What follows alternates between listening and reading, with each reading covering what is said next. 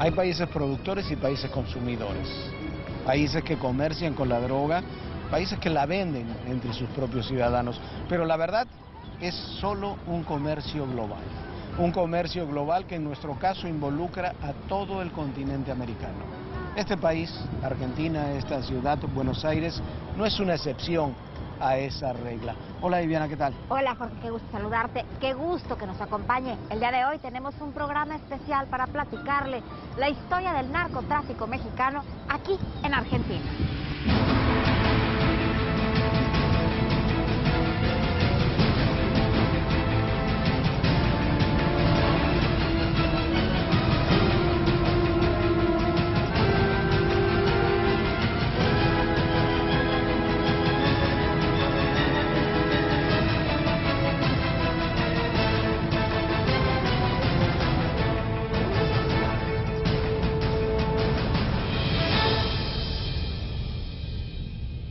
Era 1997 y Amado Carrillo Fuentes, el Señor de los Cielos, se instaló en esta ciudad. Se instaló como lo hacía en aquella época el principal narcotraficante de México, con una enorme cantidad de dinero. Compró fincas, compró estancias, compró una campaña presidencial, la del señor Duhalde y la del señor Palito Ortega. Así, Amado Carrillo se convirtió en toda una figura en la ciudad de Buenos Aires y fue quien comenzó los lazos, quien tramó esos primeros lazos del narcotráfico entre México y Argentina. Esta es la historia. En 1996, Juan Arriaga Rangel, un turista mexicano, llegó a Buenos Aires acompañado de su esposa, 5 hijos y varios escoltas. Arriaga Rangel era en realidad Amado Carrillo Fuentes, el mafioso más buscado del momento. Se le conoció como el Señor de los Cielos por habilitar una flota de aeronaves DC-8 para transportar droga hacia los Estados Unidos. En 1999, la Interpol México y la Aduana de Estados Unidos arrojaron resultados reveladores. El Cártel de Juárez había lavado más de 40 millones de dólares a través de la financiera Mercado Abierto. Quien dirigía la compañía argentina era el inversionista Aldo Ducler, exfuncionario de la dictadura militar, asesor del exgobernador de Tucumán y del excantante Ramón Palito Ortega. Aquellas investigaciones revelaron que el Señor de los Cielos había aportado $1 millón que terminaron en las cuentas para la campaña presidencial del dúo Eduardo Duhalde y Palito Ortega en 1999. Amado Carrillo se enamoró del Cono Sur. Vivió en un apartamento de lujo en la colonia La Recoleta y por medio de testaferros argentinos compró campos, finjas y hasta un hotel en el Mar de la Plata. Las investigaciones argentinas señalan que Amado Carrillo compró también una petrolera, el Hotel Turbillón ubicado frente a la costa, la Estancia Rincón y otras propiedades ubicadas en barrios residenciales. El Cártel de Juárez habría realizado operaciones de lavado de dinero por $12 millones solo en Argentina. El dinero fue transferido a través del Citibank New York y cuentas de Mercado Abierto en diciembre de 1997 y marzo de 1998. En el libro Ojos Vendados, el periodista Andrés Oppenheimer relató que en 1997, en un breve viaje de la Argentina a Uruguay, Amado Carrillo Fuentes se enamoró también de Punta del Este. Oppenheimer dedicó un extenso capítulo a las relaciones del narcotraficante con Aldo Ducler, líder de Mercado Abierto S.A., la financiera donde Amado Carrillo hacía millonarias transacciones y que tenía un permiso para operaciones de la bolsa en Uruguay. El Señor de los Cielos tenía desde 1996 una serie de negocios y prerrogativas que tuvieron su destino en la capital bonaerense. Residencias, casas de cambio, ranchos y automóviles fueron decomisados por las autoridades argentinas. Todas propiedades de Amado Carrillo por un valor superior a los $70 millones. El Señor de los Cielos contó en Argentina y en Chile con aliados bien colocados políticamente. Entre ellos estaban un candidato a ocupar la cartera de Economía de Argentina y un colaborador del entonces senador Augusto Pinochet en Chile. Lo cierto es que Amado Carrillo pasó los últimos meses de su vida viviendo cómodamente en ese país. El 4 de julio de 1997 se reportó que el capo más importante de esa década habría muerto en un hospital de la Ciudad de México por practicarse una cirugía para cambiar su rostro. Ciamado Carrillo Fuentes, el Señor de los Cielos, desarrolló una intensísima actividad aquí en Buenos Aires en los años 90, fines de los años 90, antes de su muerte en el 97. Otro narcotraficante que trabajó y vivió incluso en esta zona, una de las zonas más bellas de la ciudad de Buenos Aires, es Joaquín El Chapo Guzmán. El Joaquín El Chapo Guzmán sigue teniendo una gran presencia en todo el continente americano. La tiene aquí en Buenos Aires, la tiene en Chile, la tiene en toda la región andina y es, sin duda, no solamente uno de los narcotraficantes más importantes de nuestro país, sino también de todo el continente latinoamericano. Esta es la historia de Chapo Guzmán en Buenos Aires. El hombre más buscado ahora por Estados Unidos es un mafioso de talla internacional. Es mexicano, se llama Joaquín Guzmán Loera y se le conoce en el mundo de la droga como el Chapo Guzmán. Su actividad delictiva ha traspasado las fronteras. Sus aliados comienzan en México y terminan en el Cono Sur. Su esposa y su hijastra lo acompañarían en la nueva aventura, siempre con la intención de buscar nuevas rutas y más aliados para el trasiego de estupefacientes. Es un hecho, el Chapo vivió en la capital bonaerense durante 8 meses, fuentes oficiales así lo han revelado recientemente en las agencias de noticias argentinas. Aunque la investigación no revela muchos detalles de la estadía del narcotraficante mexicano en Argentina, se sabe que durante su paso por el Cono Sur, es posible que haya instalado un nuevo centro de producción de drogas sintéticas. Los pasos del Chapo en Argentina han dejado huella en Buenos Aires, Córdoba y Santa Fe. Los investigadores calculan que Guzmán Loera habría estrechado sus lazos con los laboratorios de droga instalados en las afueras de las grandes ciudades. Esto con el fin de minimizar una probable intromisión de narcos colombianos en la Argentina. Las autoridades creen que la estadía en Argentina le sirvió a Guzmán para tender una red para trasladar droga desde Argentina hacia Europa y los Estados Unidos. Sostienen que allí hizo sus principales negocios, sobre todo los relacionados con la elaboración de efedrina. También se presume que habría lavado bastante dinero. Ya hace un par de años, la Asociación Antidrogas de Argentina había dado a conocer que su país se había convertido en un centro de operaciones del narcotráfico internacional. Los mexicanos y los colombianos estrecharon vínculos delictivos y son los dueños de hasta un 40% del negocio de la cocaína en Argentina. Claudio Izaguirre, presidente de la asociación, señaló que los narcotraficantes mexicanos, especialmente los del cártel de Sinaloa, que lidera el Chapo Guzmán, dominan la zona de la provincia de Buenos Aires. Después de casi 9 meses de transitar sin ningún contratiempo por la capital argentina, la DEA, señalan las investigaciones, se enteró de la presencia del narcotraficante en el Cono Sur. Fue entonces cuando el Chapo hizo de nuevo maletas y salió de Argentina, pasando primero por Uruguay y después por Colombia. La agencia de noticias argentina señala que al momento de llegar la orden de arresto de Guzmán Loera, el narcotraficante escapó con su familia. El mapa actual de la ramificación del narcotráfico mexicano muestra que su influencia se extiende a 16 países de la región y también en otros continentes. Informes de las agencias antidrogas de Estados Unidos, México, Colombia, Argentina, Costa Rica, entre otros, confirman esa expansión. Países vecinos advierten el riesgo de que los narcos mexicanos exporten al resto de los países la ferocidad de la guerra que libran entre ellos por los mercados y las rutas de la droga. Un informe del Departamento de Justicia de Estados Unidos, con datos del Centro de Inteligencia Nacional de Drogas y la DEA, revela que los narcotraficantes mexicanos operan tanto en Alaska como en Buenos Aires o Sydney. La presencia del Chapo en Argentina coincide con algunas versiones que aseguran que el cártel de Sinaloa ha invertido millones de pesos en operaciones argentinas. No solo aparecen rastros de nuevas rutas para el tráfico de droga, sino grandes empresas fantasmas expertas en lavar dinero. No se sabe cómo hizo Joaquín Guzmán para subirse en un avión comercial de México a Buenos Aires sin ningún contratiempo. Tampoco cómo lo volvió a hacer 2 días antes de ser ubicado por la DEA en Argentina. Historias de relación entre el narcotráfico de México y Argentina hay muchas. Unas de las más destacadas tienen que ver con edecanes y modelos.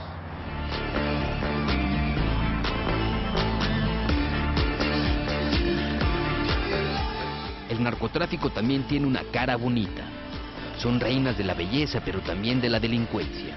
La modelo argentina Diana Antivero, popularmente conocida como la narcomodelo, fue arrestada en julio de 2011 en el Aeropuerto Internacional de Buenos Aires. Llevaba 5 kilos de cocaína con rumbo a Holanda. También fueron detenidos su novio de origen holandés y líder de la banda, junto con otras 4 personas. Actualmente está a la espera de que inicie el juicio oral en el que está imputada por tentativa de contrabando. Este no ha sido el único caso. Belleza y violencia resultan ser una combinación fatal. Es delgada y voluptuosa, sonrisa cándida, cejas pobladas y piernas largas. Apenas tenía 22 años. Para los organizadores del concurso Señorita Sinaloa, era una joven hermosa, alegre y con gran futuro por delante. Su nombre, María Susana Flores Gámez. La reina se encontraba en el municipio de Mocorito cuando varios elementos de las Fuerzas Armadas arremetían contra un grupo armado. Durante la balacera, murieron 2 elementos del ejército y 3 civiles, entre ellos Susana y Eleazar López Bernal, quien pudiera ser su pareja sentimental. María Susana Flores Gámez era originaria de Mazatlán y estudiaba Ciencias de la Comunicación. Había sido coronada como Miss Sinaloa 2012 en su 3ª edición. Otro caso que sorprendió fue la detención de la modelo y conductora venezolana Carla Osuna, junto con José Zapata Reydey, su novio, y Eddie Anthony Blanco Burgos. En septiembre pasado les encontraron 200 kilogramos de cocaína. La modelo y conductora de 21 años fue acusada de pertenecer a una banda de tráfico de droga. Fue detenida por funcionarios del Cuerpo de Investigaciones Científicas, Penales y Criminalísticas de Caracas, Venezuela. Ese día, los agentes llegaron al hotel con el fin de rescatar a un secuestrado.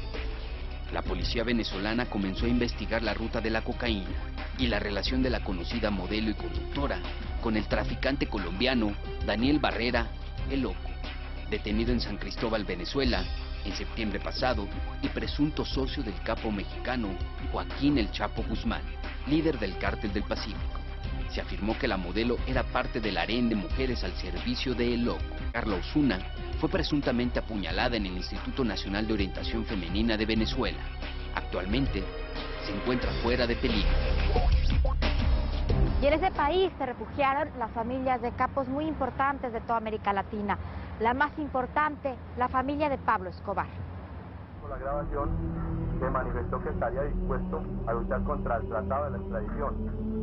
Mediante la violencia y la corrupción, un hombre secuestró a su patria y se convirtió en la cara del crimen organizado mundial.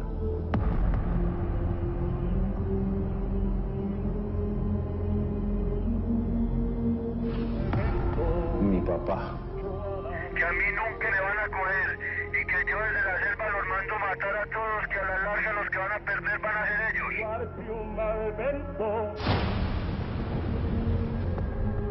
Esta es la voz que se escucha en el documental Pecados de mi padre, filme producido por el hijo del fallecido narcotraficante Pablo Escobar Gaviria. Se hace llamar Juan Sebastián Marroquín y vive con su familia en exilio en Argentina. Es hijo de Escobar, el capo más importante en la época de los 80 y 90 en Colombia y Estados Unidos. Para hacer trampa era el mejor de todos. Lo que yo aprendí de todo esto, aprendí muchas cosas muy lindas, pero lo que aprendí es que tengo que hacer exactamente lo opuesto a lo que dijo mi papá si quiero vivir. Esa es mi lección. Siempre he asegurado que mi dinero no tiene vínculos con el narcotráfico. Mi vida a los 7 años era la vida de un delincuente. Estaba sufriendo la misma condena como si yo hubiese dado la orden de matar a todo el mundo. Pablo Escobar gobernaba el país. Era el mayor terrorista que el mundo ha visto jamás.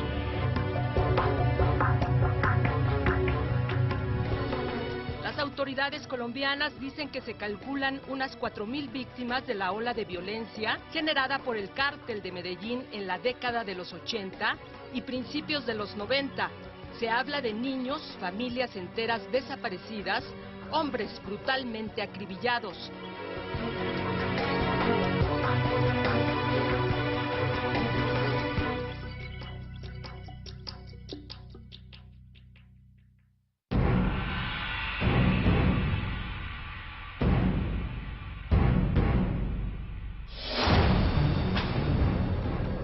Pablo Escobar Gaviria fue narcotraficante colombiano y uno de los fundadores del cártel de Medellín, hijo de un administrador de fincas y una maestra de escuela. Su carrera delictiva comenzó con la compra-venta de objetos robados y el contrabando para después incursionar en el mercado de la cocaína. A finales de los 70, Pablo Escobar incursionó en la política. Reconstruyó la colonia más marginada de Medellín bajo un programa que se llamó Medellín sin tugurios, en un gueto de 780 viviendas unifamiliares.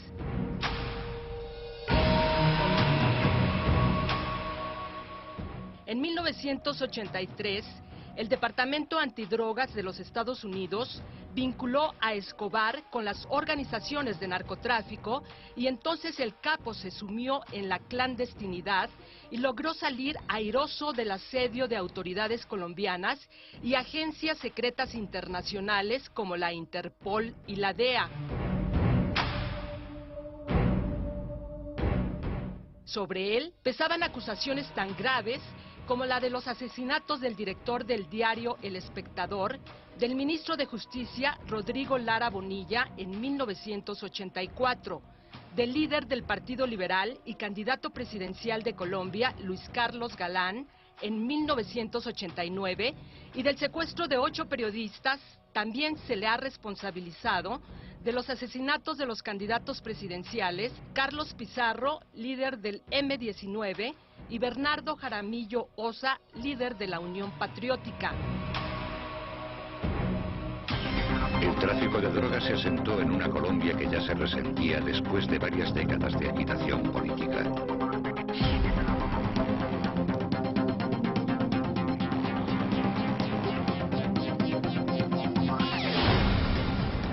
La policía colombiana, para quien Escobar era responsable de prácticamente todo lo que ocurría en el país, vinculó a este narcotraficante con el atentado del edificio DAS, donde perdieron la vida alrededor de un centenar de personas.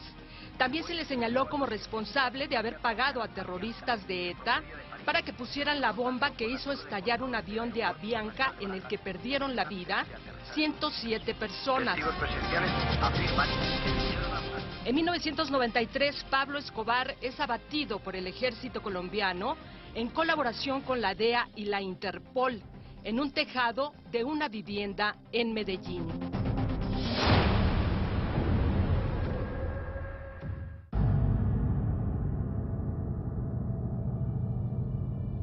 A la 1:04 de esta madrugada, el Boeing 747 de la compañía colombiana Avianca, que procedía de París, perdió contacto con la torre de control del Aeropuerto Internacional de Barajas momentos antes de aterrizar en sus pistas.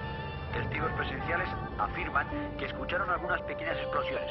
Segundos más tarde, el jumbo de Avianca se estrellaba en las proximidades de Mejorada del Campo, concretamente a unos 4 kilómetros de su casco urbano. Era las 7:11 de la mañana del 27 de noviembre de 1989, cuando el avión Boeing 727-21 de Avianca explotó a 13,000 pies de altura. No había sido un accidente cualquiera, era Pablo Escobar.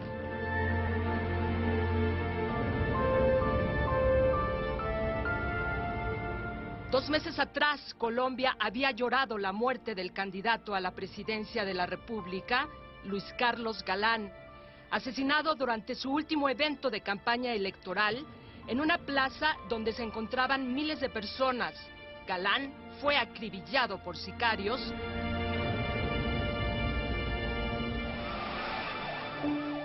En este contexto, lleno de pérdidas humanas, atentados, coches bombas, llega el documental Pecados de mi padre como un intento de pedir perdón. El filme muestra una carta que causó controversia en Colombia y en Argentina, donde el hijo de Escobar pide perdón a los hijos del que era ministro de Justicia, Rodrigo Lara Bonilla, y del candidato a presidente Luis Carlos Galán, asesinado directamente por Pablo Escobar. Yo solo los mato de mal país. Respetados Claudio, Juan Manuel, Carlos y Rodrigo, ¿Cómo le describes a una familia a la que tu padre le causó tanto daño? No es tan fácil sentarnos y hablar con la persona que evidentemente no tiene culpa de nada, pero es el hijo de la persona que mató a nuestros padres. Estamos cambiando la conciencia del pueblo colombiano como lo necesita y lo requiere para progresar en verdad.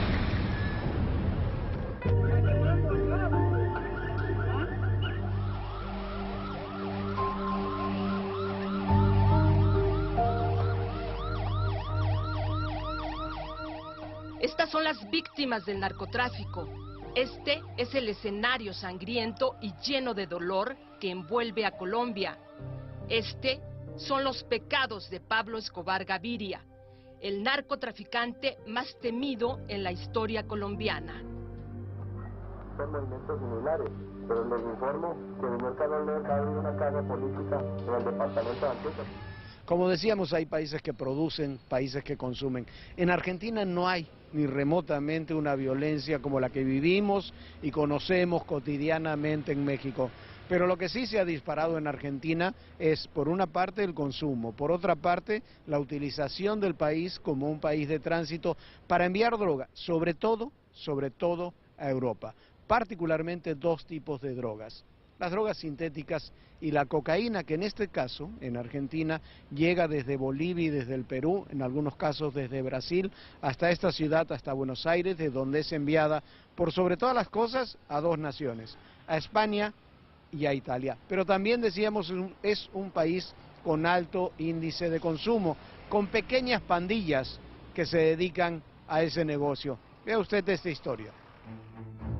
Está hecha de residuos de coca, pero no es cocaína. Es una sustancia similar al crack, pero su proceso de elaboración es con hoja de coca y solventes adictivos como parafina, benzina, éter y ácido sulfúrico. Su nombre es Paco y es la droga que más se vende al menudeo en Buenos Aires. Es considerada la droga de los pobres. Un pase de Paco puede conseguirse en 5 pesos argentinos, es decir, 30 pesos mexicanos. Pero una persona adicta a esta sustancia consume un promedio de 10 a 50 dosis al día y su efecto no dura más de 15 segundos. Años atrás, las villas en Buenos Aires eran lotes de tierra baldíos que se fueron poblando por gente de extrema pobreza que construían casas de cartón, metal o ladrillo en el mejor de los casos. Pero se han ido convirtiendo en guetos, donde también hay venta de droga y armas de contrabando. Una de las más peligrosas es la Villa 1.11.14. Todas tienen un nombre numérico y en ellas conviven algunos capos, sobre todo peruanos, que anteriormente eran miembros de Sendero Luminoso. Con el gobierno encabezado por Carlos Menem, el consumo de drogas era de 1.9%. Con Eduardo Valde bajó a 0.3% y actualmente con Cristina Fernández se ha disparado en un 2.67%. Según lo señala la Oficina contra la Droga y el Crimen de las Naciones Unidas, Argentina encabeza la lista de consumo de drogas de todo el continente americano, superando a Canadá y los Estados Unidos. Por su parte, la Asociación Antidrogas de Argentina señala que existen 180.000 adictos a esta sustancia conocida como Paco. Es conocido como el rey de la marihuana, líder de una banda de narcotraficantes que operaban en El Dorado, Argentina. Hoy ya está tras las rejas, acusado de ser el organizador de una banda dedicada a transportar droga. Pero antes de su detención, su fama ya hablaba por él. De origen francés, Thierry André Paulus corrompió a las autoridades argentinas para que no solo le permitieran seguir traficando, sino también venderle los decomisos que las mismas autoridades realizaban. Esto se comprobó cuando lo capturaron con 140 kilos de marihuana que la policía había decomisado en la misma localidad en abril pasado y que aún llevaban la numeración policial. El francés, como también se le conoce, a sus 57 años logró traficar el mayor cargamento de marihuana desde Paraguay hacia Argentina, pese a que por años la policía estuvo tras él y lograron detenerlo en el 2001. Sin embargo, por falta de pruebas fue liberado. Traficaba marihuana que a su vez enviaba a Chile, donde su valor era 10 veces mayor. Y a finales de diciembre traficó 300 kilos de marihuana a ese país, cruzando por el paso fronterizo Cardenal Zamore. El rey de la marihuana vivía rodeado de lujos en la quinta cercana al río Paraná. Otro caso de narcomenudeo fue el del peruano Marco Antonio Estrada González, conocido como Marcos. Originario de Luriganchó, un pueblo de las afueras de Lima, llegó a Argentina a finales de los 80 junto con su hermano Fernando, alias El Piti, para controlar el negocio de la droga en Buenos Aires. Marcos estuvo preso por primera vez en ese país en 2001. Lo condenaron por narcotráfico junto a su entonces amigo Alionso Rutillo, alias Ruti. Marcos salió de la cárcel a principios de 2007 para apropiarse de la venta de droga en la Villa 1-11-14, aunque fue detenido de nuevo poco después. La sentencia fue de 6 años por tráfico de estupefacientes. Ya nos vamos, pero muchísimas gracias por habernos acompañado en esta transmisión especial desde Buenos Aires, Argentina. Hasta pronto, Jorge. Gracias, Viviana. Y recuerden, el poder y en la política todo, absolutamente todo, es personal. Gracias, pásenlo bien. La canción de la semana. ¿Cuáles son las consecuencias de un bloqueo carretero? ¿Cuánto dinero se pierde? ¿Cuántas personas no llegan a su destino? Además del peligro inminente de una tragedia. Hay un químico que se ocupa para las películas, para revelar y todas esas cosas, que no puede estar en la temperatura. Si tiene mucho tiempo se empieza a quemar solo. ¿Qué tan riesgoso es esto? Demasiado. Pues se nos prende la unidad. Parados en carretera. Una investigación del informativo 40 Noche.